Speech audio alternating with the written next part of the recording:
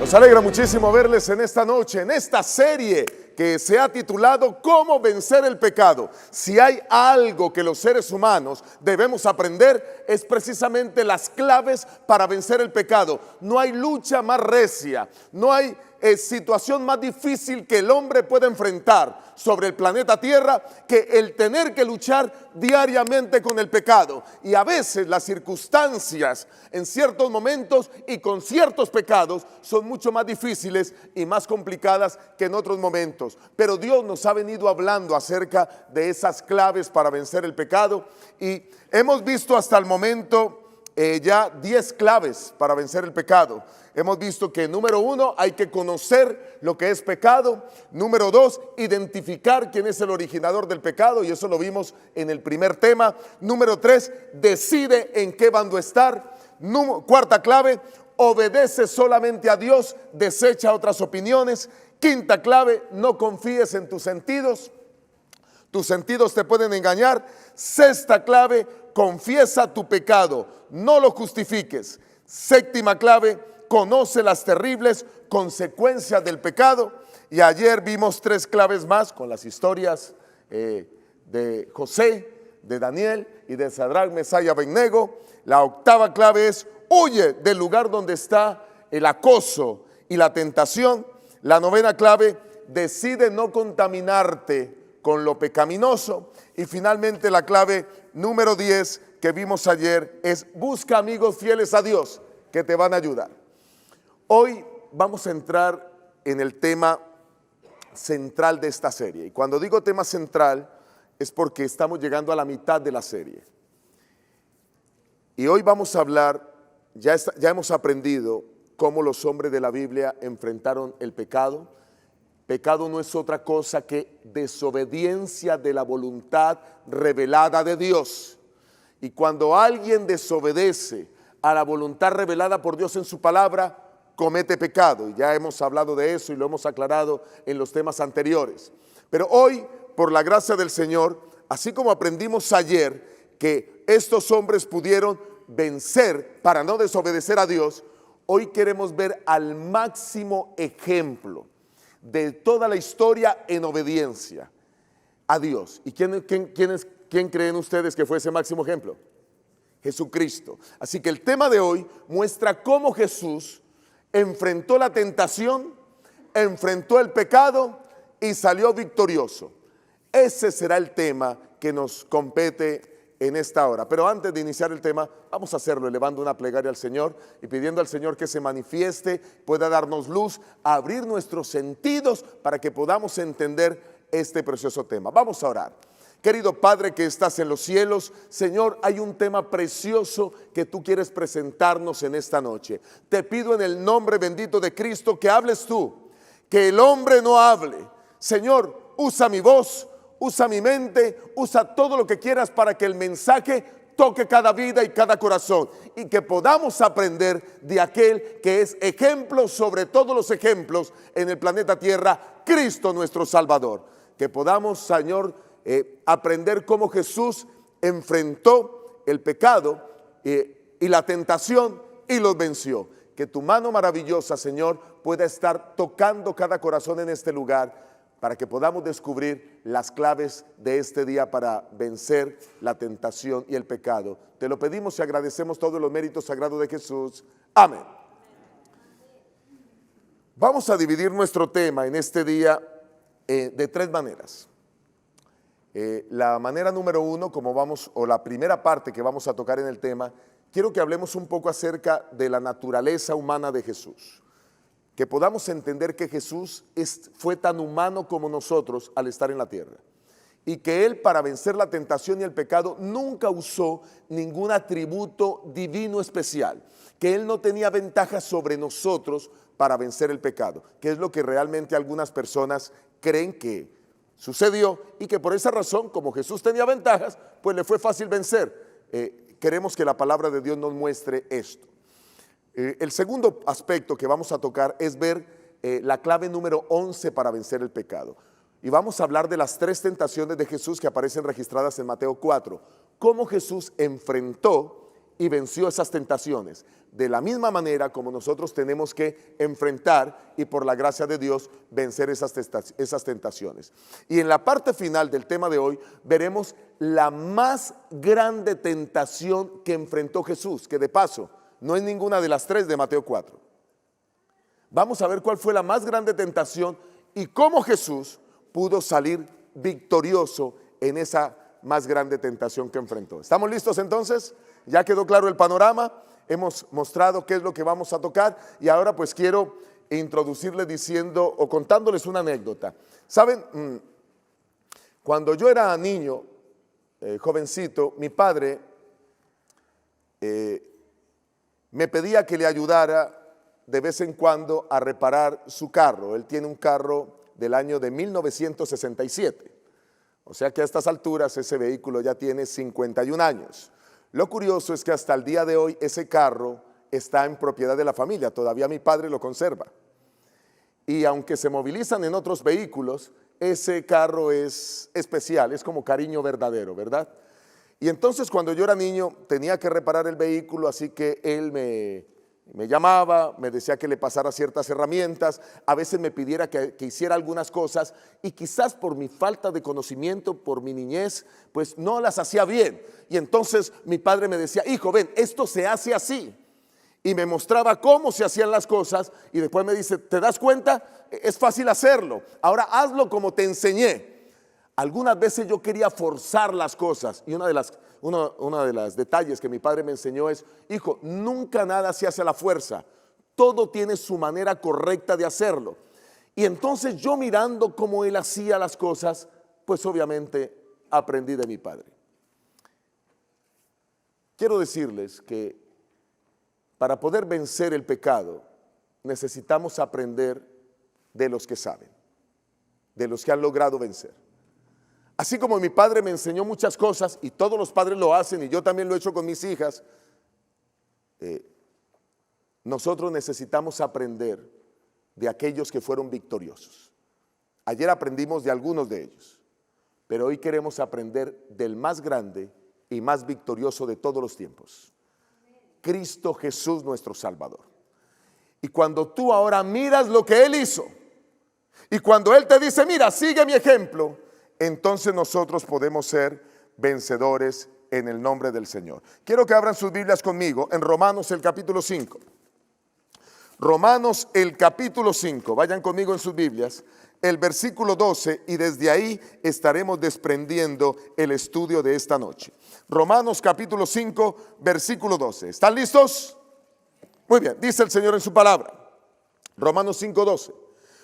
Por tanto, como el pecado entró en el mundo por un hombre y por el pecado la muerte, así pasó la muerte a todos los hombres por cuanto todos ¿qué? Pecaron. ¿Por quién entró el pecado al mundo? ¿Recuerdan cómo se llamaba ese hombre? Adán. Y ahora el pecado entró por él al mundo y el pecado ahora pasó a todos los hombres. Eso quiere decir que todos los hombres nacemos con algo que se denomina naturaleza pecaminosa. ¿Está claro el concepto? ¿Y qué es naturaleza pecaminosa? Es la tendencia natural a pecar. Por eso es que a algunas personas les es tan fácil mentir. Tienen esa naturaleza a pecar. Por eso les es tan fácil tener actitudes egoístas. Tienen esa naturaleza a pecar. Por eso les es tan fácil gritar o pelear con los demás. Tienen esa naturaleza. Y para poder vencer esa naturaleza pecaminosa que no es fácil de vencer, y por eso estamos mirando estas claves para vencer el pecado, pues nosotros necesitamos aprender que algunos practicaron algunas cosas espirituales una y otra y otra y otra vez y lo convirtieron en hábitos y se convirtieron en victoriosos. Y Jesús, por supuesto, nos enseña cómo nosotros podemos llegar a hacerlo por su gracia y por su poder. Así que vamos a mirar ahora la primera sección. Quiero hablarles ahora de la naturaleza de nuestro Señor Jesucristo. Y quiero que para eso vayan ahí mismo en el libro de Romanos, en el mismo capítulo, quiero que vayamos al versículo 19. Romanos 5, 19. ¿Están conmigo? Romanos 5, 19. Dice el Señor en su palabra, dice Dios: Así como por la desobediencia de un hombre, muchos fueron constituidos pecadores, así también por la obediencia de uno, muchos serán constituidos ¿qué? Justos. ¡Qué tremendo versículo! Porque este versículo nos está diciendo que un hombre desobedeció. Ya dijimos quién era, Adán. Y por la desobediencia de él, todos fuimos llamados pecadores. Pero, escuchen, hay un hombre que vino a esta tierra para poder vivir sin pecado. Y todos aquellos que aceptemos a ese hombre como parte integral de nuestra vida espiritual, recibiremos su justicia. Y aunque nosotros somos injustos, la justicia perfecta de él está sobre nosotros cuando le aceptamos. En otras palabras, es más o menos así. Es como si nosotros nos presentáramos ante un juez y el juez dijera, mira, tú eres culpable. Y de pronto se levanta Jesucristo y Jesucristo se para delante de nosotros. Y cuando ahora el juez nos estaba acusando, pero Jesucristo se para delante de nosotros, Jesucristo dice, no, yo voy a asumir la culpabilidad de él, pero él va a asumir mi justicia perfecta.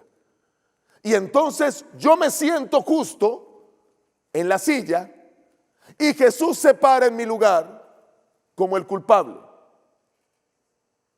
Por eso decimos que Jesús muere en nuestro lugar.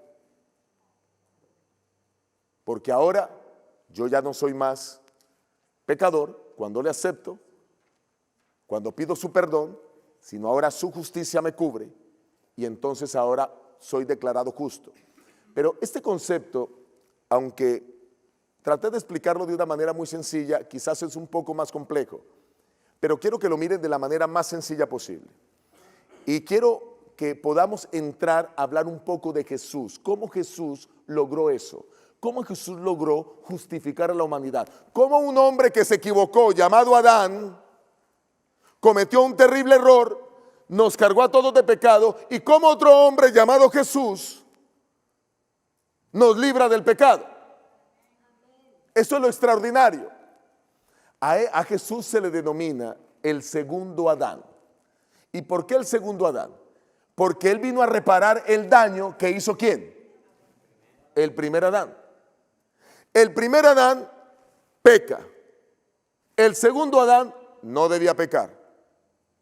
El primer Adán contagia a los demás de pecado. El segundo Adán debe liberar a todos de pecado. ¿Está claro el concepto? Así que tenemos aquí un primero y un segundo Adán, tal como la palabra del Señor lo acaba de describir aquí en el versículo 19. Y entonces sigue diciendo la palabra del Señor, pero ahora quiero que vayamos a otro texto. Quiero que vayamos a 1 Corintios 15, 22.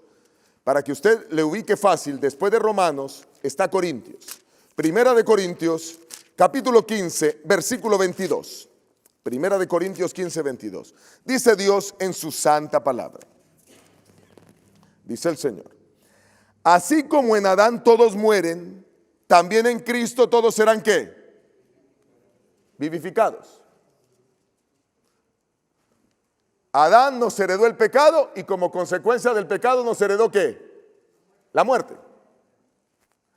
Jesucristo, que vino a vivir perfectamente en obediencia, en lugar de pecado nos heredó obediencia.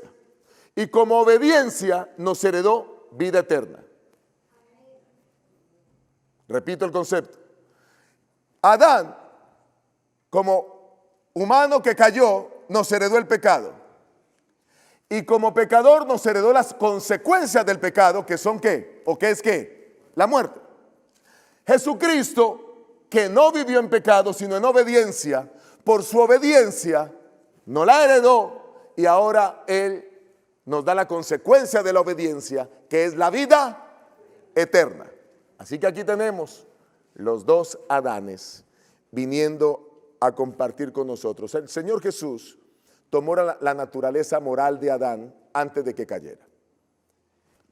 Adán antes de caer era perfecto, el pecado no existía sobre el planeta Tierra y entonces Adán estaba listo para poder cumplir la voluntad de Dios. Y esa naturaleza ahora Jesús quiere tenerla en la tierra y poderla reproducir a todos los seres humanos. Pero sigamos mirando qué más dice la Biblia acerca de cómo Jesús vivió esa experiencia. Vayan al libro de Hebreos. El libro de Hebreos, el capítulo 4, el versículo 15. Hebreos capítulo 4, el versículo 15. Dice el Señor en su santa palabra. Hebreos 4:15. ¿Están conmigo? Perfecto. Ahora noten. Para estar seguros que Jesús nunca pecó, dice la palabra de Dios, no tenemos un sumo sacerdote que no pueda compadecerse de nuestras debilidades, sino uno que fue tentado ¿en qué? En todo, según nuestra semejanza. ¿Pero qué pasó con él? Sin pecado. Ahora, cuando dice que fue tentado en todo, no quiere decir que fue tentado con las mismas tentaciones que nosotros somos tentados, sino más bien con los mismos principios que dan las tentaciones. Por ejemplo, hay personas que son tentadas por las cosas del mundo, como la palabra de Dios lo describe. Hay personas que son tentadas por su orgullo. Hay personas que son tentadas y esas tentaciones generan, pues, obviamente pecados. En ese sentido fue Jesús tentado en todo, pero finalmente pasó la prueba y salió adelante. Ahora, quizás un texto más para terminar de que quede claro el concepto de lo que Jesús vino a hacer por nosotros. Vayan a Mateo el capítulo 4. Mateo el capítulo 4. Y dice el Señor, porque el otro concepto que quiero clarificar es que Jesucristo sintió lo que nosotros sentimos. Él era 100% humano, pero también era 100% divino. Dice el capítulo 4, el verso 1. Entonces Jesús fue llevado en el espíritu al desierto para ser tentado por el diablo, y después de haber ayunado 40 días y 40 noches, ¿sintió qué? Hambre. Ahora les hago una pregunta. En la naturaleza de Cristo, de Jesús, ¿él era humano y sentía como nosotros, sí o no? Ahora, la palabra del Señor nos acaba de aclarar en Hebreos que todas las debilidades nuestras, Jesús las experimentó. ¿Usted ha experimentado en algún momento hambre, sí o no? Sí. Claro, y Jesús la experimentó. Solo que no creo que ninguno de los que está aquí haya experimentado el hambre que Jesús experimentó. ¿Cuántos días llevaba ayunando Jesús? 40 días y 40 noches. Pero la Biblia no solamente dice que Jesús tuvo hambre. La Biblia dice que Jesús también se cansó. La Biblia, eso está en Juan 4:6. La Biblia dice que Jesús tuvo sed. Eso está en Juan 19:28. La Biblia dice que Jesús durmió porque también necesitaba dormir. Eso está en Juan 8:24. En fin, la Biblia dice que Jesús era tan humano como nosotros. Algunas personas quizás quieren decir que Jesús tenía tipos de ventajas por ser Dios, pero quiero decirles algo. Ahora, al entrar al segundo punto y al analizar las tentaciones de Jesús, nos daremos cuenta que Jesús no tuvo ninguna ventaja adicional sobre nosotros para vivir sin pecado. Gracias a eso, hoy nosotros podemos seguir su ejemplo para evitar pecar. Vamos a entrar entonces en el segundo segmento y quiero que entremos con las tentaciones. Quédense ahí donde quedamos, en Mateo el capítulo 4. Y entonces Jesús fue llevado al desierto por el Espíritu para ser tentado. Y el versículo 3 dice, se le acercó el tentador y dijo, si eres hijo de Dios, di que estas piedras se conviertan ¿en qué? En pan. ¿Saben? Satanás se regocijó en el cielo cuando se dio cuenta que Jesucristo dejaría la gloria del cielo, se haría un ser humano para poder ahora venir a tratar. Y ahora entonces dijo Satanás, si yo vencí a Adán en el huerto, podré vencer a Jesús ahora que se hace hombre. Así que Satanás estaba feliz porque iba a vencer a su enemigo. El mismo Miguel, con quien había luchado en el cielo, ahora se encontraban cara a cara de nuevo, pero en la tierra. Allá, tiempo atrás, Miguel lo venció. Y ahora, que era humano, Satanás dijo, tengo más poder yo y lo venceré. Pero lo que estaba haciendo Jesús no era otra cosa que viniendo en la humanidad para mostrarle a cada ser humano sobre el planeta Tierra que es posible vencer el pecado. Y eso era lo que Jesús venía a mostrar. Y finalmente vamos a mirar cómo lo hizo a través de las tentaciones. Clave número 11 de la serie. Clave número 11. La clave número 11 es que debemos estudiar la palabra de Dios. ¿Cuál es la clave número 11? Ustedes van a encontrar que Jesucristo responde a cada una de las tentaciones con la palabra de Dios. Y nosotros, cuando conocemos la palabra de Dios, dejamos que Dios sea el que nos defienda. Noten ustedes que frente a la tentación, lo que está haciendo Jesucristo es mostrándonos la importancia de conocer la Biblia. Por eso nosotros, cada vez que venimos a escuchar de la Biblia, debemos tomar conciencia de que debemos hacer la parte nuestra. Una de las cosas que hacía con mis hijas pequeñas era que yo las motivaba para que aprendieran versículos de la Biblia. Porque no solo eso les ayudaba a su intelecto, a desarrollar su memoria, sino de manera especial a tener conceptos que les ayudaran para toda la vida. Nosotros debemos entender que el conocimiento de la Biblia es clave para poder vencer los ataques del enemigo. Jesús lo sabía y por eso nos deja ese ejemplo. Y vamos entonces con la primera tentación. Si eres hijo de Dios, di que estas piedras se conviertan en pan. Yo les hago una pregunta. ¿Jesús como Dios podía hacer que las piedras se convirtieran en pan? ¿Sí o no? Satanás usa la misma tentación que usó con Adán en el huerto del Edén. La tentación del apetito.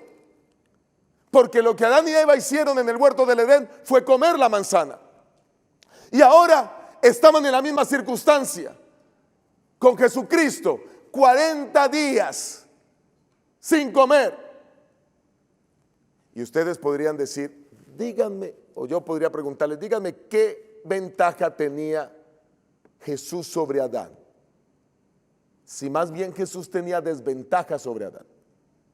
Porque cuando Adán fue puesto en el huerto del Edén, lo rodeó un mundo maravilloso. Les hago una pregunta, cuando Satanás tentó a Adán y a Eva en el huerto del Edén, ¿ellos estaban ayunando? No. ¿Ellos tenían hambre? No. ¿Estaban en un lugar desierto? No. ¿Estaban en un lugar precioso? ¿Tenían todos los alimentos que les podía rodear? No tenían hambre. Y ahora Jesús,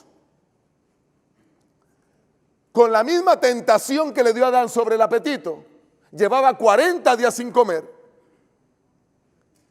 hubiera deseado probar pan, porque la Biblia dice que sintió hambre, pero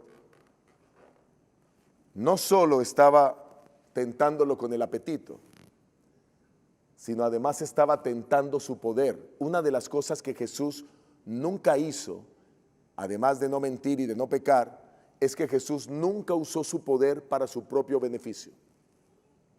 El poder divino lo usó para beneficiar a la humanidad, pero nunca para él mismo. Y aquí, si Jesús hacía que las piedras se convirtieran en pan, estaría usando el poder ¿para qué? Para su propio beneficio, lo cual Jesús no haría. Sigue diciendo la palabra del Señor. ¿Cómo respondió Jesús? Él respondió y dijo, escrito está, no solo de pan ¿qué? Vivirá el hombre, sino de toda palabra que sale de la boca ¿de quién? De Dios. Miren, queridos hermanos, Jesucristo usó la Biblia, porque este texto Jesucristo lo saca de la Biblia.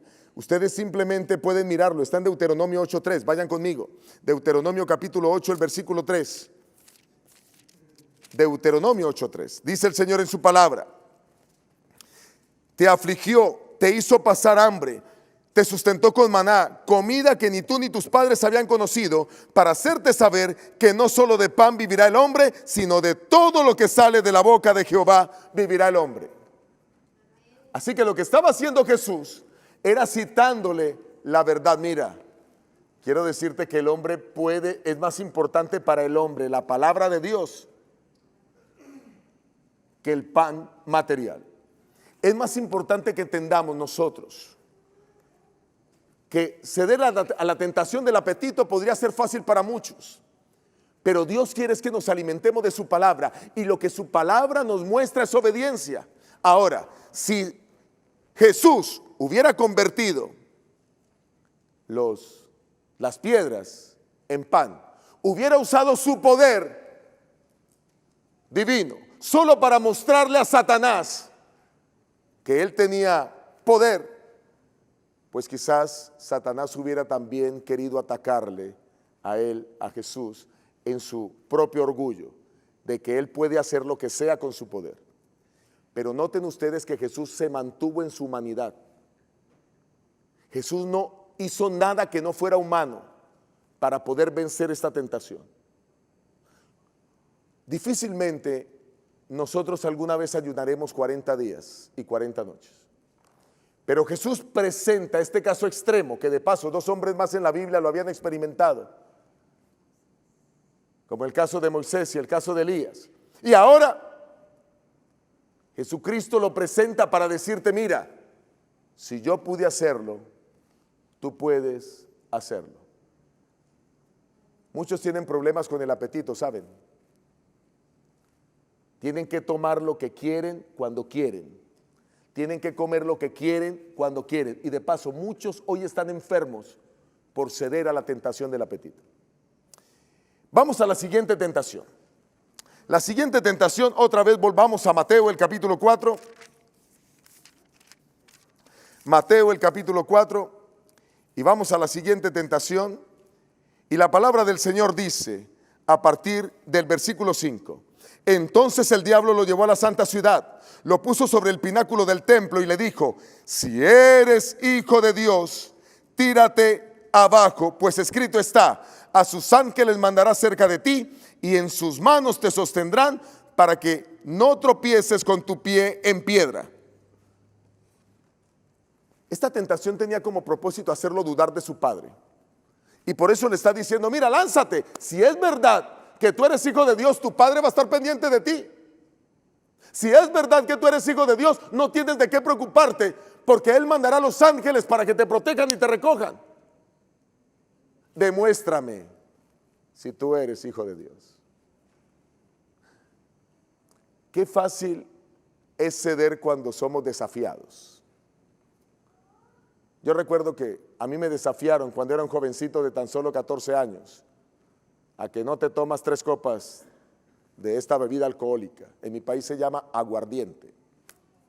¿Y qué creen que hice yo? Pues me las tomo, porque nos gustan los desafíos. Y lo que hice fue ceder y tomármelas y demostrar que sí puedo. Tengan mucho cuidado, porque cuando nos sentimos desafiados, o mejor, Satanás usa el desafío para que podamos caer en pecado. Mucho cuidado con los tipos de desafíos que se te presentan.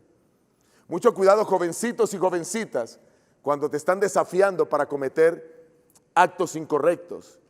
Quizás para robar. Quizás para cometer un pecado de carácter sexual. Quizás para mostrarte envalentonado más que otro. Pero Jesucristo no cedió a este pecado o a esta tentación de la presunción, sino que responde nuevamente con un escrito está.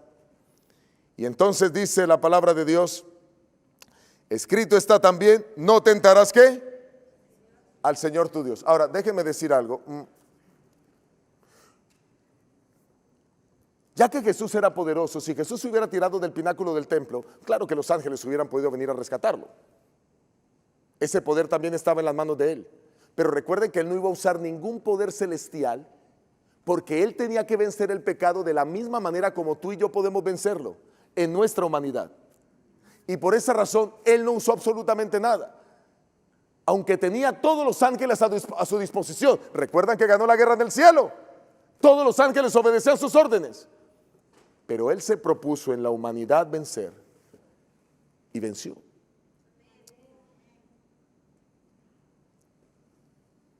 Y obviamente usó nuevamente la palabra del Señor. ¿Saben qué versículos usó? Él usó el Salmo 91. Y en el Salmo 91, el versículo 11 y 12, dice el Señor, Salmo 91, versículo 11 y 12. Dice Dios en su palabra: pues a sus ángeles mandará cerca de ti, que te guarden en todos tus caminos. En las manos te llevarán para que tu pie no tropiece, ¿qué? En piedra. Vamos con la siguiente tentación. Dice el versículo 8. Lo que quería decir aquí era que Satanás usó la palabra de Dios. De paso, Satanás conoce mucho la Biblia.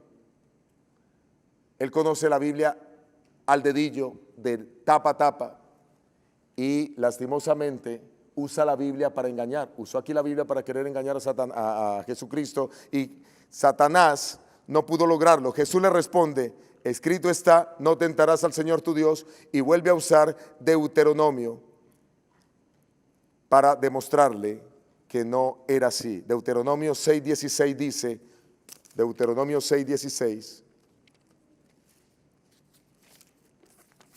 dice Dios: no tentarás a Jehová vuestro Dios como lo tentáis en Masá. Está claro. Jesús usa por segunda vez la palabra de Dios para defenderse. Ahora sí entramos en la tercera tentación. Volvemos a Mateo el capítulo 4, versículo 8. Otra vez lo llevó el diablo a un monte muy alto y le mostró todos los reinos del mundo y la gloria de ellos. Y le dijo: todo esto te daré si postrado me adoras. Ahora usa el mundo para tentar a Cristo. Escuchen, un solo acto de Jesús y le entregaba al mundo, como si Satanás lo hubiera creado, como si él fuera el dueño del mundo. Siempre el querer pretender tener cosas que no tiene. Cuando estaba en el cielo pretendía obtener el trono de Dios, y ahora pretendía ser el dueño del mundo. Y usa el mundo para poder traer la tentación. Hay muchas cosas que el enemigo te quiere ofrecer para que tú desobedezcas a Dios. Y te presenta cosas atractivas. Pero ¿saben? Jesucristo, que tenía claro que tenía que vencer la tentación, responde quizás un poco indignado. Y entonces Jesús le dijo, versículo 10, vete, Satanás, porque escrito está, al Señor tu Dios adorarás y solo a Él, ¿qué? Servirás. Por tercera vez usa la Biblia, Deuteronomio 6:13. ¿Con qué debatió el Señor Jesús las tentaciones? Con la Biblia. Deuteronomio 6:13 dice: a Jehová tu Dios temerás y a Él solo servirás y por su nombre jurarás. Solo a Dios servirás, solo a Él adorarás. El punto está claro. La segunda clave, o mejor, la clave de hoy para vencer, la clave número 11 de la serie es: estudia la palabra. El conocimiento de la Biblia es lo que finalmente puede hacer que nosotros, frente a un momento difícil, podamos salir adelante y ser triunfantes. Y quiero hacer énfasis en el punto siguiente. Quiero que ahora miremos la siguiente clave. Y la siguiente clave es: nosotros necesitamos orar pidiendo ayuda a Dios en medio de la tentación. Y quiero que lo miremos en el libro de Mateo, en el mismo Mateo, el capítulo 26. Y vamos a leer Mateo el capítulo 26, a partir del versículo 37. Mateo 26, 37.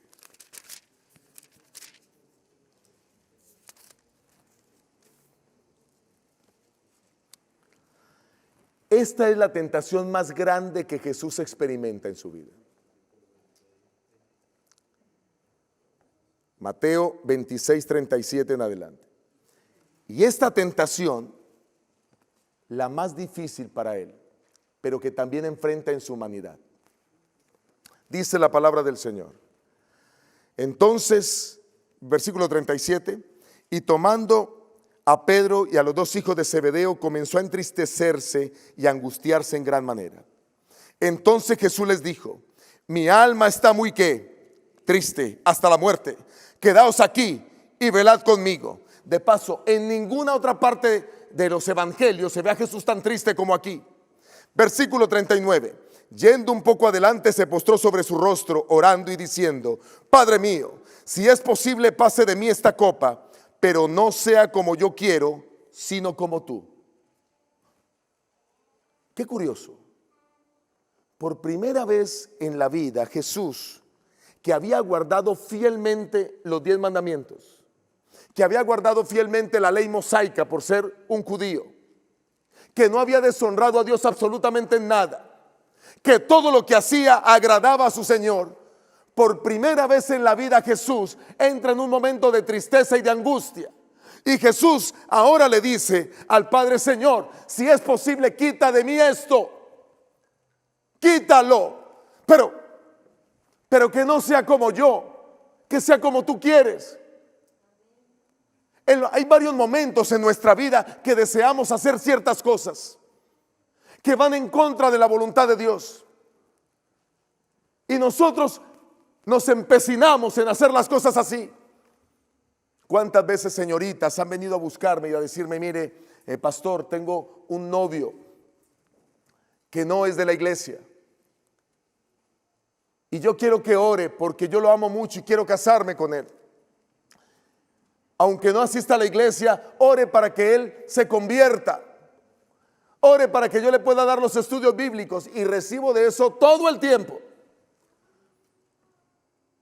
Pero ¿cómo es posible que nosotros, entendiendo los principios de la Biblia y entendiendo cómo la palabra de Dios es tan clara frente a estos temas, decidimos ir en contra de la voluntad de Dios? Pero aquí hay un tema que preocupaba tremendamente la vida de Jesús. Jesús, en su humanidad, sabía lo que venía. Jesús está ahora en el huerto de Getsemaní, está ahora orando y está diciendo: Señor, hoy voy a ser entregado por un apóstol, por un discípulo. Esta misma noche tengo que enfrentar a los judíos, a los sacerdotes. Mañana tendré que ser golpeado, escupido, azotado. Con vergüenza seré colgado desnudo en una cruz. Mis manos tendrán que ser clavadas. Seré colgado en un madero.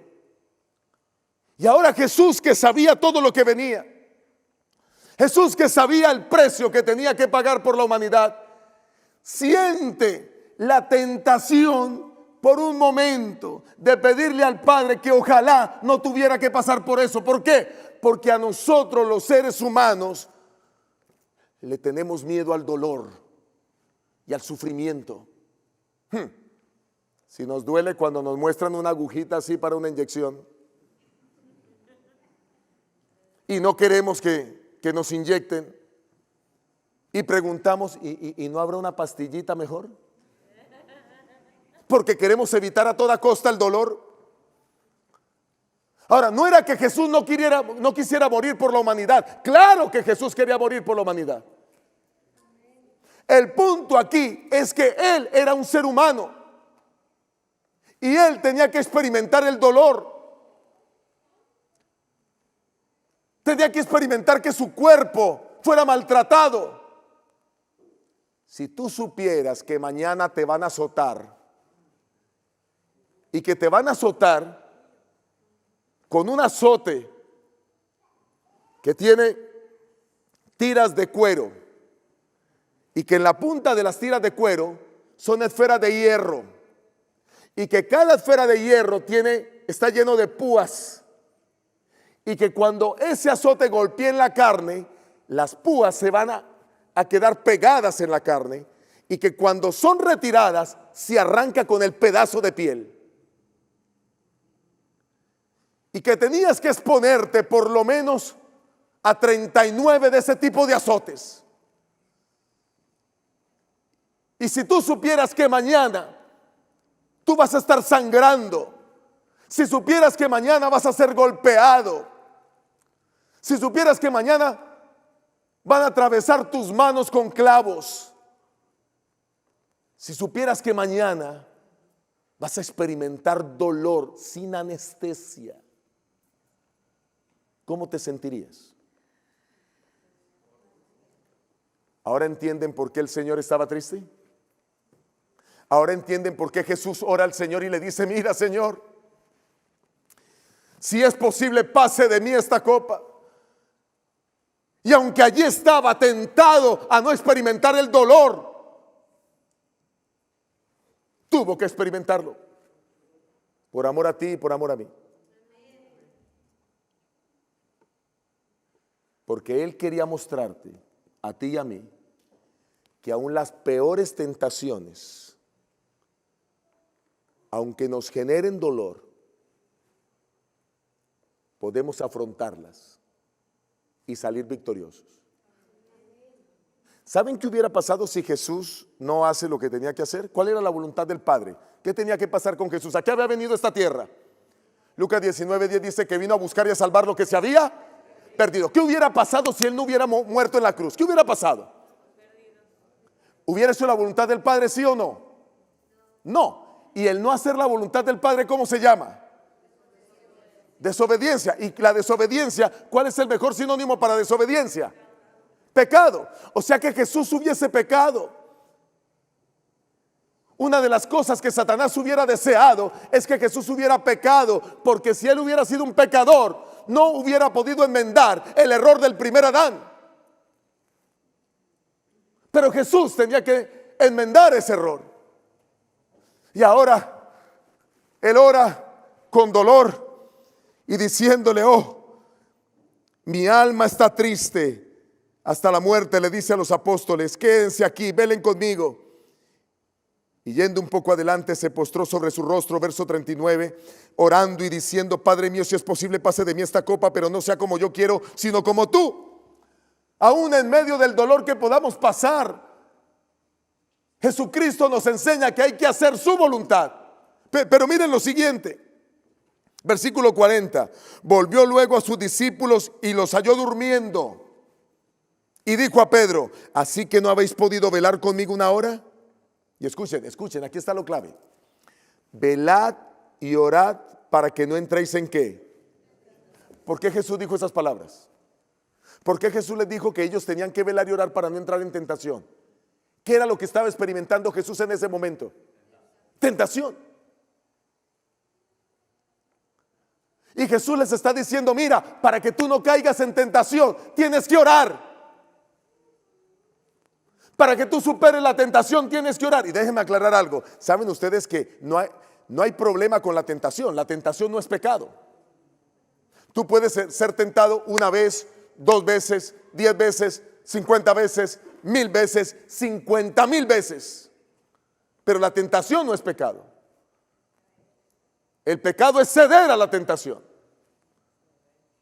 Podemos estar expuestos a tentaciones todos los días y no pecar.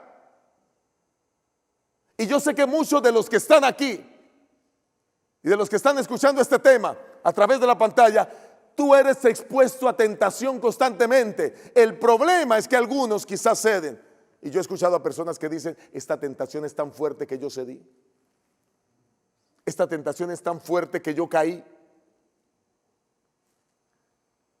Ustedes saben que es ser tentado como Jesús. Ese dolor que iba a experimentar, Él no quería experimentarlo, era humano.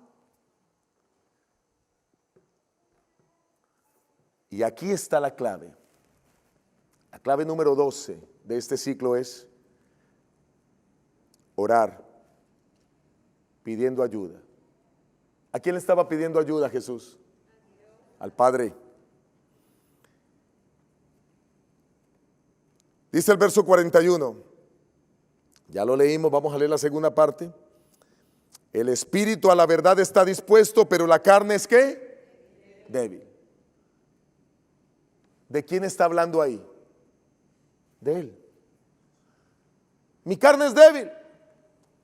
Y quiero decirte que la carne es débil para ceder a la tentación. Pero cuando la tentación viene, lo que hizo Jesús fue ir a buscar al Padre en oración. Yo no sé qué tentaciones enfrentas tú. Yo no sé si tu tentación es el licor. Yo no sé si tu tentación son las drogas. Yo no sé si tu tentación son las mujeres. No sé si son los hombres. No sé si tu tentación es no guardar alguno de los mandamientos, como quizás la observancia del sábado. No sé si la tentación es poner otras cosas en primer lugar antes que a Dios. No sé si la tentación es de no tratar bien a tus padres. No sé cuál sea la tentación tuya. Quizás robar, tomar algo que no te pertenece. Cualquiera que sea tu tentación, solo hay una salida. Solo hay una clave fuerte que Jesús usó en medio de esta tentación, y fue orar. Orar. Orar. ¿Saben qué es lo curioso? Que Jesús repite la escena. Va una vez, ora, Señor, ayúdame. Viene, encuentra a los apóstoles durmiendo, le dice velen, oren, y luego dice el verso 42 o 42, otra vez fue y oró por segunda vez, diciendo, Padre mío, si no puede pasar de mí esta copa sin que yo la beba, hágase tu voluntad. Miren que las palabras de Jesús cambian la segunda vez. La primera vez, si ustedes miran con claridad, estamos en el versículo 39, dice, Padre mío, si es posible, pase de mí, ¿qué? Si es posible, no quiero experimentar el dolor. Soy un ser humano. A mí me duele. Tengo miedo al dolor.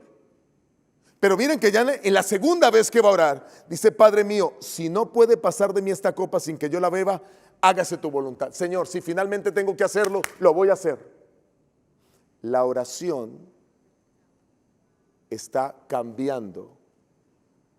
La relación con Dios, con el Padre, está cambiando las palabras. La segunda oportunidad, ahora Jesús se ve más consciente de su situación. Jesús se ve más consciente del sacrificio que debe hacer. Y sigan leyendo conmigo. Versículo 43. Volvió otra vez y los halló ¿cómo? ¿Cómo esperamos vencer la tentación si estamos durmiendo? ¿Cómo esperamos vencer la tentación si nos da pereza orar? ¿Cómo podremos vencer la tentación si no nos gusta estudiar la Biblia? ¿Cómo podemos vencer la tentación si no hacemos lo que Jesús hizo para enseñarnos a vencerla?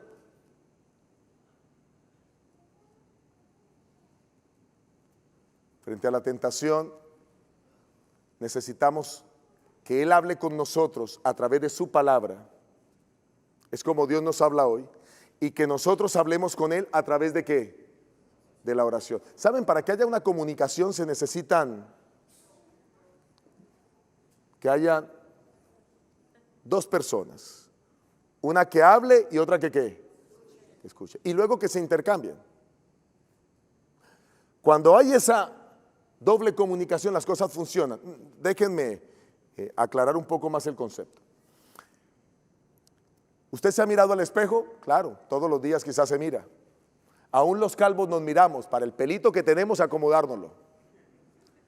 Usted se mira al espejo. Cuando usted se ve al espejo, ¿cuántos oídos se ve usted? 2. ¿Cuántas bocas? 1. Lo que le está diciendo su rostro es que usted tiene que escuchar el doble y hablar la mitad. Lo que quiero decir con esto es que las personas que escuchan más son las personas que crecen más en la vida.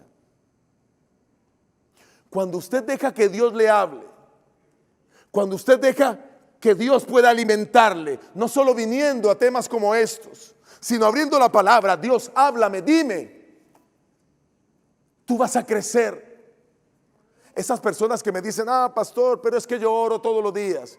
¿Y estudia la Biblia? Bueno, eso no, estás en problemas, porque la relación se va a acabar. ¿Qué relación tan aburrida de alguien que solo hable y el otro no diga nada? Esa relación se acaba. Para que una relación funcione debe haber comunicación de parte y parte. Ambos tienen que hablar, pero si uno de los dos habla, esa relación se va a acabar. Para que la relación con Dios se mantenga, Jesucristo sorbía, bebía de la palabra. Por eso enfrentaba la tentación con la palabra. Pero Jesucristo en la crisis hablaba con su Padre. Ahí está la comunicación doble. Ahí está la clave para vencer.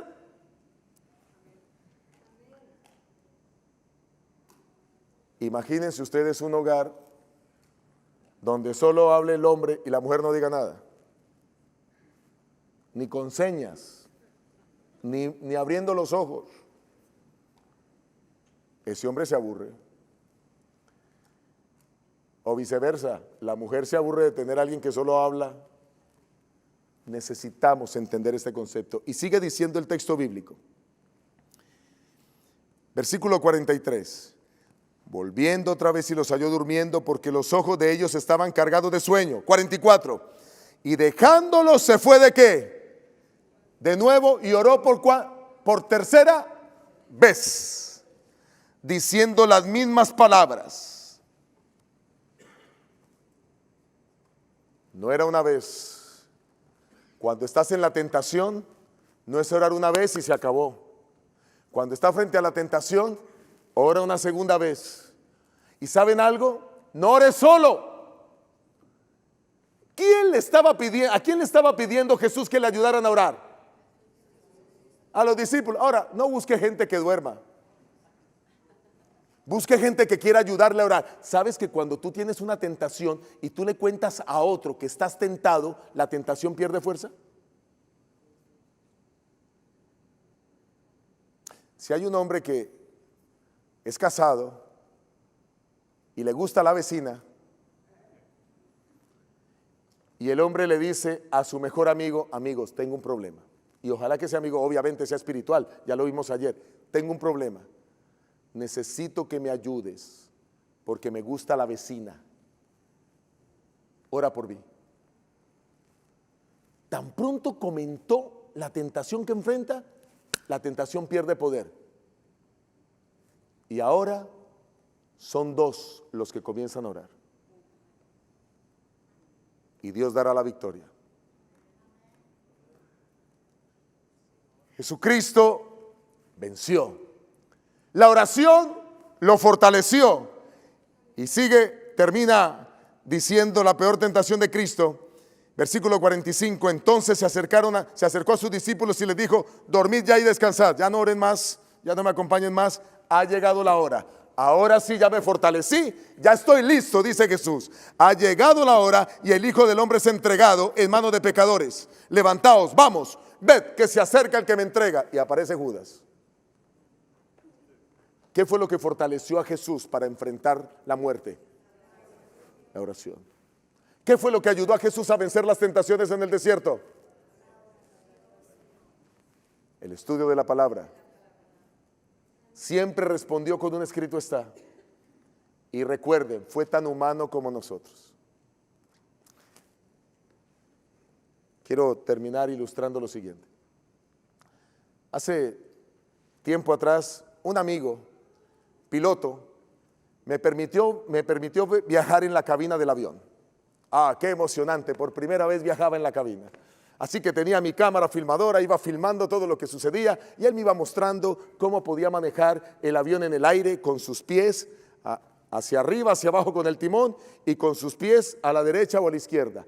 Y estaba aprendiendo, me hablaba de los instrumentos y de pronto cuando estamos cerca del aeropuerto, el copiloto que ya llevaba varias horas, cientos de horas observándolo, le dijo al capitán: capitán, ¿será que yo puedo aterrizar la nave para que él me filme y le mande el video a mi familia? Y el capitán lo mira y le dice: está bien, no hay problema, adelante. Y entonces el copiloto se prepara para aterrizar la nave. Y cuando la nave va aterrizando, una de las cosas que enseña el capitán es que las dos llantas de atrás deben ojalá tocar al tiempo el pavimento y luego agachar la nariz. Y tiene que ser con mucho cuidado. Pero cuando vamos cayendo, el avión hace un golpe brusco sobre la pista y vuelve y se levanta. Y cuando se levanta, lo toma el capitán, eleva el avión, toca suavemente y baja la nariz. Y el copiloto, de paso yo terminé por el pasillo, tirado por allá. Y el copiloto le dice, perdón capitán, disculpe capitán, perdone. Y le dice, mira, no te preocupes, pero tienes que seguirme observando. Mira cómo yo lo hago para que la próxima vez tú tengas éxito. ¿Saben? Ahí está la clave. Tenemos que observar al capitán, Cristo Jesús, que sabe cómo maniobrar y cómo enfrentar la tentación y los problemas y las dificultades. Él sabe cómo maniobrar la nave de nuestra vida, porque Él sintió lo mismo que nosotros sintió: sueño, hambre, dolor, tristeza, pesar, desprecio, muerte, sufrimiento. Nadie mejor que Él para entender nuestras dificultades. Gloria a Dios, porque Él vino a la tierra, murió, venció, resucitó. Y ahora podemos decir que el segundo Adán cumplió la tarea. El segundo Adán cumplió y salió victorioso. Y si Él lo hizo, nosotros podemos hacerlo también, ¿sí o no? Pero lo que tenemos que hacer es observar al capitán, que sabe cómo se hace. ¿Saben? A veces queremos maniobrar el avión de nuestra vida sin la experiencia adecuada y nos estrellamos. Pero cuando dejamos que el capitán controle nuestra vida y aprendemos de él observándolo, las cosas son maravillosas. Por lo menos en algunos países se requieren que el copiloto observe al capitán por lo menos 5,000 horas antes de poder aterrizar una aeronave, porque hay que aprender de los que saben. ¿Y quién es el que sabe? El que más sabe sobre esto de vencer el pecado, ¿quién es? Cristo nuestro Señor. Por eso en esta hora yo quiero invitarte para que no olvides estas 3 cosas que hemos tocado. Número 1, Jesús es tan humano como nosotros. Si Él venció, nosotros podemos ¿qué? Vencer. Número 2, Él venció en el desierto las tentaciones con la palabra de Dios. Y número 3, Él a través de la oración venció la más grande de las tentaciones.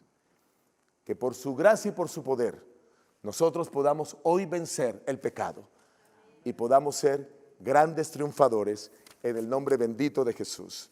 Les invito para que no perdamos el tema de mañana. Mañana miraremos cómo vencieron el pecado los apóstoles en el Nuevo Testamento. Que Dios te bendiga, Dios te guarde, que el Señor esté contigo siempre.